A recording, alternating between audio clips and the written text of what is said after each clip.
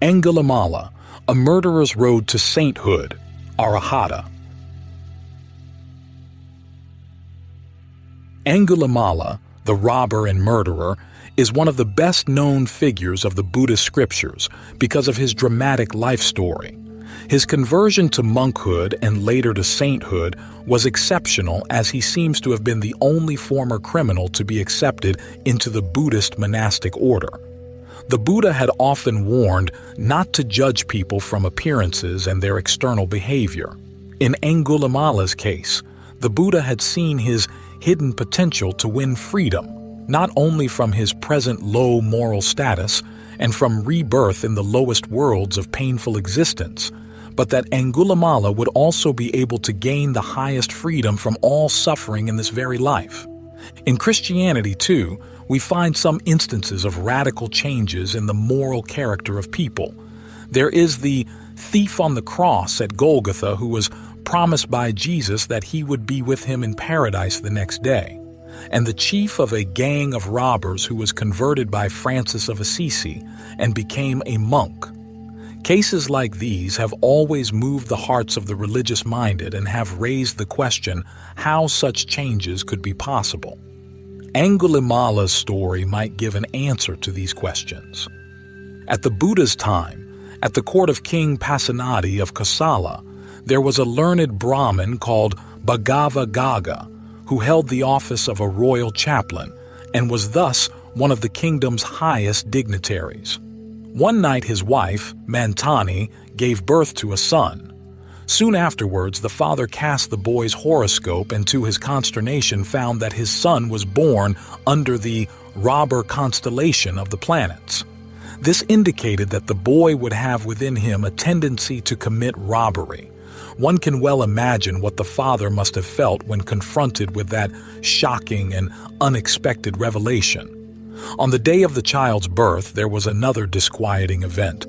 All weapons and armory in the city of Savatthi had suddenly begun to sparkle.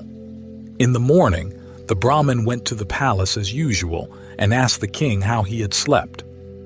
"How could I have slept well?" replied the king. "I woke up in the night and saw that my auspicious weapons lying at the end of my bed were in bright sparkle, so I was afraid and perturbed. Should this mean danger to the kingdom or my life?" The Brahmin said, "Do not have any fear, O king. The same strange thing happened in the entire city, and it does not concern you. Last night my wife bore me a son, and unfortunately his horoscope had the robber constellation. This must have caused the weapons to sparkle." "Will he be a lone robber or the chief of a gang?" "He will do it alone, Your Majesty. What if we were to kill him now and prevent future misdeeds?"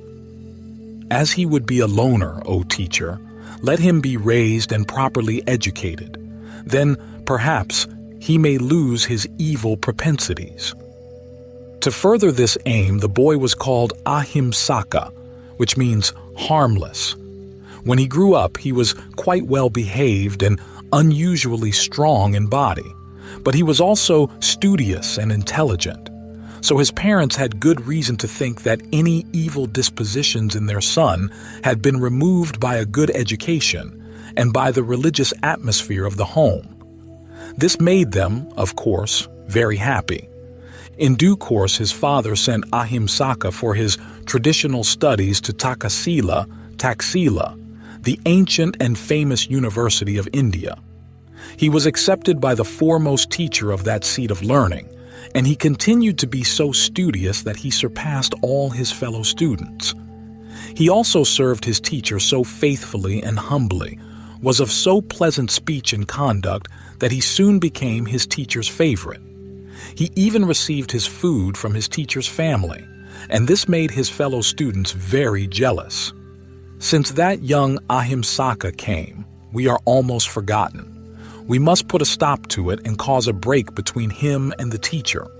The well-tried way of calumny was not easy, as neither Ahimsaka's studiousness nor his conduct and noble ancestry gave an opening for denigrating him. We have to alienate the teacher from him and thus cause a break, they thought. and so they decided that 3 groups of people should approach the teacher at intervals. The first group of pupils went to the teacher and said, "Some talk is being heard around the house." "What is it, my dear?" "We believe it is about Ahimsaka plotting against you." Hearing this, the teacher became excited and scolded them. "Get away, you miserable lot! Do not try to cause dissension between me and my son." After some time, the second set of pupils spoke to him in a similar way. So also a third group, which added, "If our teacher does not trust us, he may examine it himself and find out." Finally, the poisonous seed of suspicion took root in his heart, and he came to believe that Ahimsaka, so strong in body and mind, actually wanted to push him out. Once suspicion is roused, one can always find something that seems to confirm it. So the teacher's suspicion grew into conviction. "I must kill him or get him killed," he thought. But then he considered, "It will not be easy to kill such a strong man. Besides, if he is slain while living here as my pupil, it will harm my reputation, and students may no longer come to me. I must think of some other device to get rid of him as well as punish him." It happened that soon afterwards Ahimsaka's course of studies had come to an end, and he was preparing to go home. Then the teacher called him and said, "My dear Ahimsaka, for one who has completed his studies, it is a duty to give a gift of honor to his teacher. So give it to me." "Certainly, master. What shall I give?" "You must bring me 1,000 human little fingers of the right hand. This will then be your concluding ceremonial homage to the science you have learned." The teacher probably expected that Ahimsaka, in his attempt to complete that deed, would be killed himself, or, being caught by the king's men, would suffer the highest penalty of execution. Perhaps the teacher may also have secretly cast Ahimsaka's horoscope, seen from it his latent propensity to violence, and now tried to incite it. Faced with such an outrageous demand, Ahimsaka first exclaimed, "Oh, master, how can I do that? My family never engaged in violence. They are harmless people." Well, if the science does not receive its due ceremonial homage, it will yield no fruit for you. Now Ahimsaka consented, and after worshipping his teacher, he left. The stories of old on which this present narrative is based do not tell us what had moved Ahimsaka finally to accept his teacher's macabre demand, without any further and stronger protest. One of his motivations may have been that an unquestioning obedience to the guru appeared to him as the first duty of a pupil, this being an echo from his earlier way of life that was governed by higher principles. But the stronger factor in his decision will probably have been that his hidden dispositions had actually emerged in his mind when vistas of violence were evoked by his teacher's words. He may have felt attracted by a life of violent adventure as a challenge to his manly prowess. Tradition tells that in one of his former lives he had been a powerful spirit, a so-called yaka, who used his superhuman strength to hurt and kill living beings to satisfy his appetite for human flesh. In all his past experiences that are reported in the Jatakas, 2 traits are prominent in him: his physical strength and his lack of compassion. This was the dark heritage of his past which broke into his present life, submerging the good qualities of his early years. So, in his final response to his teacher's demand, he did not even think of the alternative, to gather the fingers from corpses thrown into India's open charnel grounds. Instead, he equipped himself with a set of the 5-fold weaponry, among them a large sword, and went into the wild Jalini forest in his home state, Kosala. There, he lived on a high cliff from where he could observe the road below. When he saw travelers approaching, he hurried down, slew them, and took 1 finger from each of his victims.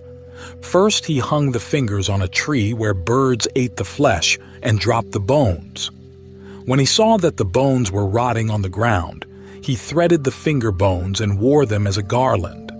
From that, he received the nickname Angulimala, he with the finger garland.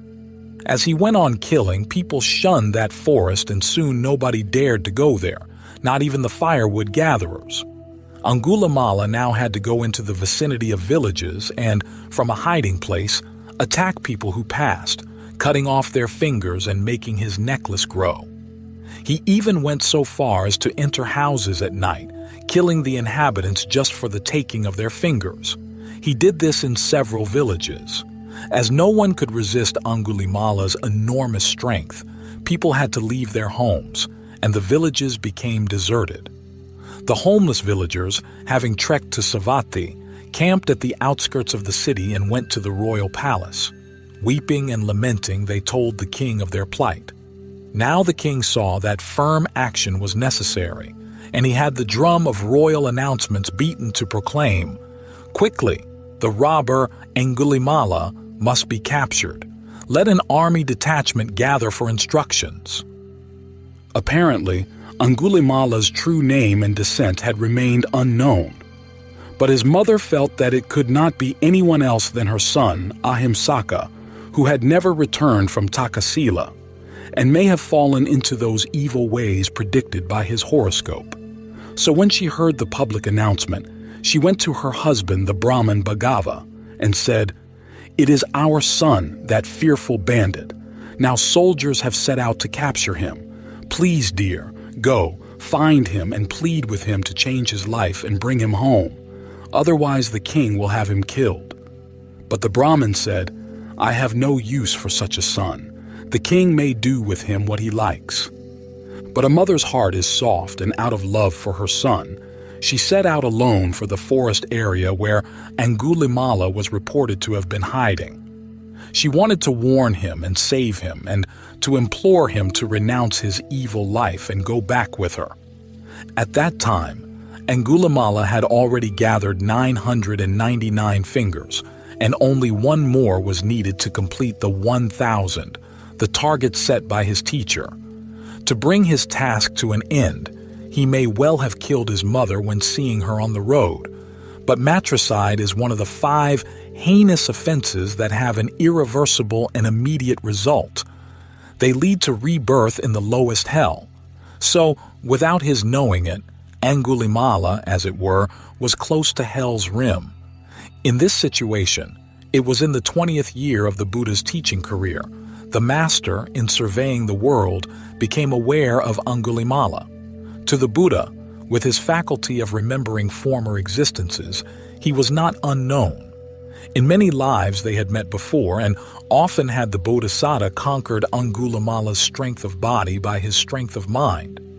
Once Angulimala had even been a close relative of the Bodhisattva, his uncle, Jat 513.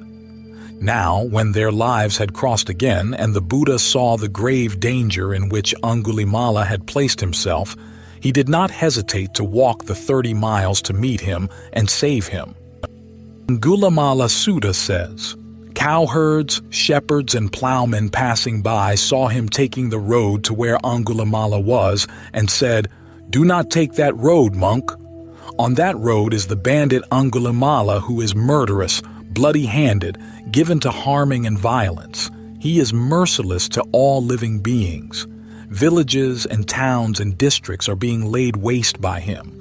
He is constantly murdering people, and he wears their fingers as a garland. Men have come along this road in groups of 10, 20, 30, and even 40 from time to time, but still they have fallen into Angulimala's hands." When this was said, the Blessed One went on in silence. For a second and a third time, those people warned him. Still, the Blessed One went on in silence. Majjhima Nikaya, MN 86, Angulimala Sutta, about Angulimala. Angulimala from his lookout saw first his mother approaching. Though recognizing her, still the thought arose in him to complete the 1,000 fingers by killing her. So steeped was his mind in the habit of killing without scruples. At that moment the Buddha appeared on the road between Angulimala and his mother. Seeing him, Angulimala thought, "Why should I kill my mother for the sake of one finger when there is someone else? Let her live." So he was still moved by merely seeing his mother, though he was not aware that she had gone that hard road out of love for him. To forsake getting his mother's finger was, of course, made easier for him when he saw another figure, that of a monk, approach. He did not know, however, that it was a similar offense against the most sacred in life to kill an ascetic, a monk. He was only concerned with completing his 1,000 fingers. The sutta says, "Now Angulimala took up his sword and shield and buckled on his bow and quiver, and he followed behind the Blessed One. Then the Blessed One performed such a feat of supernormal power that the bandit Angulimala, going as fast as he could, was unable to catch up with the Blessed One, who was walking at his normal pace. Then he thought, 'It is marvelous. Formerly I caught up with even a galloping elephant and seized it. I caught up with even a galloping horse and seized it. I caught up with even a galloping chariot and seized it. I caught up with even a galloping deer and seized it. But yet, though I am going as fast as I can, I am unable to catch up with this monk who is walking at his normal pace.' He stopped and called, 'Stop, monk! Stop, monk!' 'I have stopped, Angulimala. Do you stop too?' Then the bandit Angulimala thought, 'These monks, followers of the Sakya Scion, speak truth, assert truth. But though this monk is walking, yet he says, "I have stopped, Angulimala. Do you stop too?" Suppose I question the monk?' Then he addressed the Blessed One in stanzas thus, 'While you are walking, monk, you tell me you have stopped. But now, when I have stopped, you say, I have not stopped. I ask you now, O monk, what is the meaning of it? How is it you have stopped and I have not?' The Blessed One, 'Angulimala, I have stopped forever, forswearing violence to every living being. But you have no restraint towards things that breathe. So that is why I have stopped and you have not.' When Angulimala heard these words, a second and greater change of heart came over him. He felt as if the current of his suppressed nobler and purer urges had broken through the dam of hardened cruelty that had been built up through habituation in all those last years of his life. Angulimala felt now deeply moved by the appearance and the words of the Buddha. Angulimala's response and what followed is again tersely told in the sutta. 'Oh, at long last a sage revered by me, this monk, has now appeared in the great forest. Indeed, I will for sure renounce all evil, hearing your stanzas showing the Dhamma.' So saying, the bandit took his sword and weapons, and flung them in a gaping chasm's pit. The bandit worshipped the Sublime One's feet, and then and there asked for the going forth. The Enlightened One, the sage of great compassion, the teacher of the world with all its gods, addressed him with these words, 'Come, bhikkhu.' And that was how he became to be a bhikkhu. Angulimala, who, as a warning to himself, had kept his notorious name, was now being introduced into the Dhamma and instructed in a monk's conduct. Not long afterwards, the Enlightened One, together with a large number of monks and with Angulimala as his attendant monk, set out to wander to Savatthi, which was Angulimala's home territory, and he arrived there in stages. The people of Savatthi, however, did not yet know about Angulimala's great transformation, and they complained that the king had hesitated too long in sending out an army detachment to track and capture Angulimala. Now, King Pasenadi himself, at the head of a large group of his best soldiers, set out towards Angulimala's haunts, the Jalini forest. On his way, he passed the Jetavana monastery, where the Buddha had just arrived. Since for many years he had been a devoted follower of the Buddha, he stopped on his way to pay his respect to the master. The Buddha, seeing the soldiers, asked King Pasenadi whether he had been attacked by a neighboring king and was going to war. The king said that there was no war, but he, at the head of his soldiers, was after a single man, the murderous Angulimala. "But," he said, "I shall never be able to put him down." Then the Exalted One said, "But, great king, if you were to see Angulimala with shaven head and beard, clad in the yellow robe, gone forth from the home life into homelessness, and that he was abstaining from killing living beings, from taking that which is not given, and from false speech, and eating only one time of day, he was living the life of purity in virtue and noble conduct. If you saw him thus, how would you treat him? Venerable sir, we should pay homage to him, invite him to accept the 4 requisites of a monk, and should arrange for his protection. But how could such an unvirtuous person of evil character have such virtue and restraint?" Then the master extended his right arm and said, "Here, great king, this is Angulimala." The king was now greatly alarmed and fearful, and his hair stood on end. He had entirely lost his composure, so terrifying was Angulimala's reputation. But the Buddha said, "Do not be afraid, great king. There is nothing for you to fear." When the king had regained his composure, he went over to the venerable Angulimala and asked him for the clan name of his father and mother. On hearing that his father was a Gaga by clan and his mother a Mantani, he was greatly surprised to find that this Angulimala was not a person unknown to him, that he had known him as the son of his royal chaplain, and he remembered well the strange circumstances of his birth.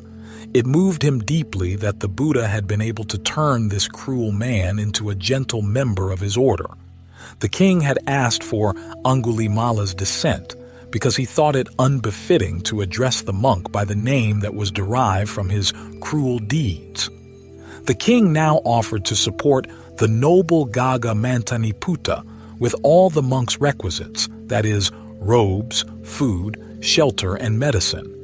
But Angulimala had taken upon himself 3 of the strict ascetic observances, Dutanga. He was a forest dweller, lived on gathered alms food only, and was a refuse rag wearer, restricting himself to one set of 3 robes. Hence he replied, "I have enough, great king. My triple robe is complete."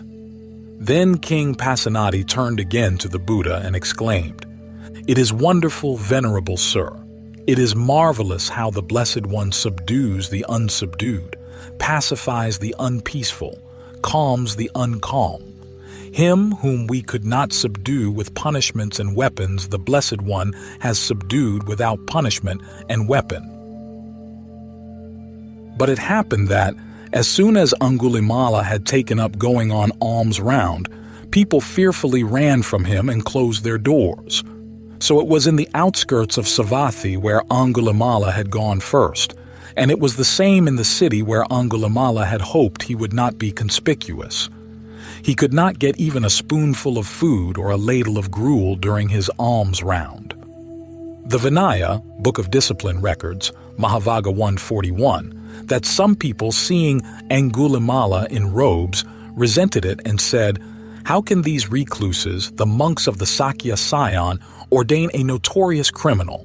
Monks who heard this told it to the Buddha, who then proclaimed the rule, "Monks, a notorious criminal should not be ordained.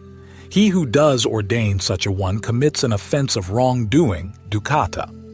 There are similar cautions in the same section of the book. The Buddha knew well that, though he himself was able to perceive any existent potential for good in a criminal, those after him might not have that capacity, nor the authority to carry out whatever they understood. An acceptance of former criminals might also cause problems to the order, if misused as a safe shelter by unrepenting criminals who wanted to escape arrest and punishment. In response to that new rule, some people may have changed their attitude and gave alms to Angulimala when he stood before their door. Yet there was still a mood of hostility against him with most of the people, and Angulimala realized the futility of making alms round in his hometown. Still, dutifully, he continued. Once, when going for alms, he saw or heard a woman in travail who was having much difficulty in bringing forth her child. At that, compassion arose in him, and he thought, How much do beings suffer? How much do they suffer? On his return to the monastery, he told this to the master, who said, "In that case, Angulimala, go into Savatthi and say to that woman, 'Sister, since I was born, I have never purposely deprived a living being of life. By that truth, may you and the infant be safe.'" Venerable sir, by telling that, should I not knowingly speak a falsehood?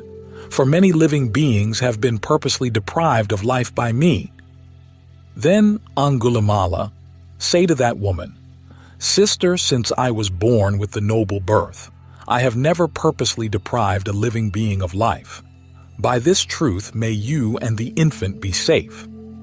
Angulimala's noble birth, or spiritual rebirth, began with his ordination as a monk and culminated in his attainment of sainthood. Angulimala had it announced to that woman that he would be coming. People there put up a curtain in the woman's room, and on the other side of the curtain a chair was placed on which the monk was to sit. Now Angulimala, having arrived at the woman's house, made the asseveration of truth as Buddha had told him, and there was soon a safe delivery for mother and child. Thus, he who had destroyed so many lives was able to give life and well-being to others. For that reason, this episode must have deeply moved him. He also saw that samsara was infinitely more cruel, being an incessant process of dying and being reborn only to die again. Generally, the Buddha did not engage in raising the dead or in spiritual healing. He knew that those revived would still die one day. His was the greater compassion when he showed to beings the true state of deathlessness and the way to acquire it. But why did the Buddha make an exception in the case of Angulimala and instruct him to use the power of truth for the purpose of healing? Here is a reflection by the teachers of old, the commentators. There may be those who ask, why did the Blessed One make a monk do a physician's work? To that we answer, that is not what the Buddha did. An act of truth is not a medical function. It is done after reflecting on one's own virtue. The Blessed One knew that Angulimala had wearied of collecting alms food because people were frightened when seeing him and ran away. To help him in that situation, he let Angulimala do an act of truth. People, namely, will then think, having engendered a thought of loving kindness, Angulimala Thera can now bring safety to people by an act of truth, and so people will have confidence to go near him. Then Angulimala will no longer be wearied of collecting his alms food and will be fit to do a monk's work. Until then, namely, Angulimala had not been able to focus his mind on the basic meditation subject which he had received, though he tried day and night. Before his mind's eye had appeared the place in the jungle where he had slain so many people. He heard their plaintive voices imploring him, "Let me live, my lord. I am a poor man and have many children." He saw the frantic movements of their arms and legs when in fear of death. When faced with such memories, deep remorse gripped him and made him get up from his seat and leave. Therefore, the Blessed One let him make that act of truth about his noble birth, expecting that Angulimala would then take his birth as something uncommon, and, strengthening his insight, vipassana, would attain to sainthood. So it was for these reasons that the Buddha made an exception by asking Angulimala to perform that act of truth. And for these two reasons, too, that episode proved to be of great help to Angulimala. For that help, Angulimala showed gratitude to his master in the best way possible, by perfecting the task set by the Buddha, the attainment of sainthood, arahatta. It is said in the sutta, dwelling alone, withdrawn, diligent, ardent, and self-controlled, the venerable Angulimala, by realization himself here and now entered upon and abided in that supreme goal of the holy life for the sake of which noble sons rightly go forth from the home life into homelessness. He knew directly. Birth is exhausted. The holy life has been lived out. What was to be done is done. There is no more of this to come. And the venerable Angulimala became one of the Arahants. He was now reckoned among the 80 eminent Arahants, and most of the people had now full confidence in his inner transformation, and that his earlier name, Ahimsaka, the harmless, fully befitted him. Since the episode with the ailing woman, there was also no lack of support when he went on alms round in Savatthi. Yet there were still a few who could not forget that Angulimala the bandit, with his superior prowess, had shown them in their weakness, and thus had humiliated them. Out of that resentment, as an act of revenge, they were mean enough to injure the venerable Angulimala by throwing stones and sticks which struck him when he had gone for alms. They must have done so from a safe distance. Then, with blood running from his injured head, with his bowl broken, and with his patchwork robe torn, the venerable Angulimala went to the Blessed One. The Blessed One saw him coming, and he told him, "Bear it, Brahmana, bear it, Brahmana. You have experienced here and now the ripening of Kama, whose ripening you might have experienced in hell over many a year, many a century, many a millennium." Being a saint, his mind and heart were firm and invulnerable.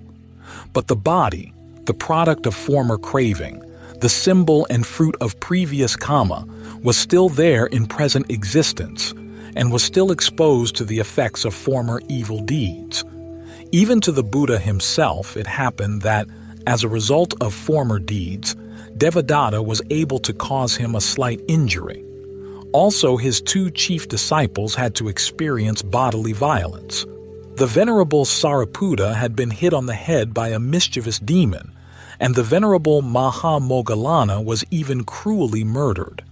If this occurred in the case of these three great ones, how could Angulimala have fully avoided bodily harm, he who in his present life had committed so much evil? Yet it was only his body that received these blows, but not his mind, that remained in invulnerable equipoise. He, as an arahant, was also in no need of consolation or encouragement. Hence we may take the Buddha's words in the sense of reminding Angulimala of the karmic concatenation of the law of sowing and reaping. There is no other record about Angulimala's later period of life than what himself said in the verses which follow. These tell us that he lived in such solitary places as forests, caves, and mountains, and that, having finally made the right choice in his life, he spent his days in happiness. These are the verses as recorded in the Songs of the Elders, Theragatha, Thag 16.8, who once did live in recklessness, and then is reckless nevermore. He shall illuminate the world, like the full moon unveiled by cloud. V871, DHP 172, who checks with profitable deeds. The evil kamas he has done, he shall illuminate the world, like the full moon unveiled by cloud.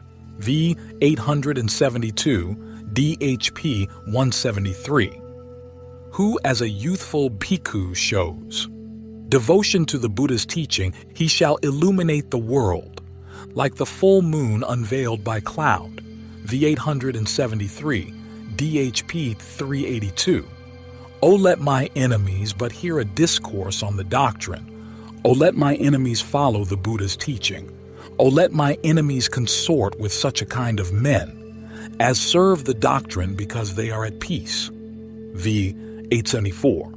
O let my enemies give ear from time to time, and hear the doctrine as told by men who preach forbearance, by men who speak as well in praise of peacefulness, and suit the while their actions to their words. Rishi. 875. For sure, such foes would then not wish to harm me, nor would they think of harming other beings.